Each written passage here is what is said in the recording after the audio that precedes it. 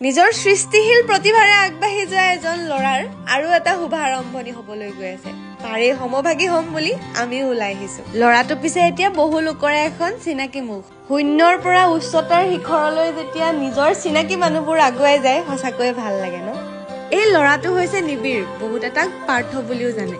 নিজৰ ক্ৰিয়েটিভ চিন্তাধাৰাৰে সৃষ্টিশীল নৃত্যবিলাকত এটা এটা কাহিনীৰ ৰূপ দি ইমান ধুনীয়াকৈ উপস্থাপন কৰে, যদি আপোনালোকেও চাই তাক কেতিয়াও পাহৰিব নোৱাৰিব।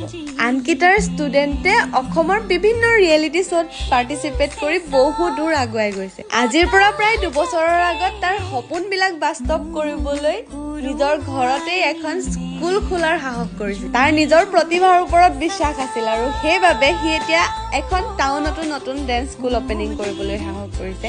আৰু আটাইতকৈ ভাল লগা কথাটো হ'ল এইবাৰ তাৰ লগত আছে তাৰ ষ্টুডেণ্টবিলাক। নিবিড়ৰ লগত আচলতে চিনাকি মোৰ বহু বছৰৰে পুৰণি, সেইকাৰণে চাগে বেছি ভাল লাগে যেতিয়া নিজৰ লগৰ এজনক সেই তেতিয়াৰ পৰ্যায়ৰ পৰা এই পৰ্যায়ত দেখা পাওঁ। সঁচা কথা ক'বলৈ গ'লে প্ৰাউড ফিল হয়। লগৰ হিচাপে সদায় এইটোৱে বিচাৰিম সি আৰু ভাল ভাল কাম কৰক আৰু এনেকৈ আগুৱাই যাওক। আজিকালি আমাৰ সৰু ল'ৰা ছোৱালীবোৰ ইমান কম বয়সতে ইমান স্মাৰ্ট ন?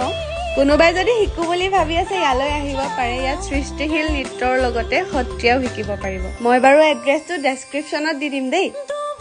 আজিলৈ আহিছো, সকলো ভালে থাকক, বাই বাই।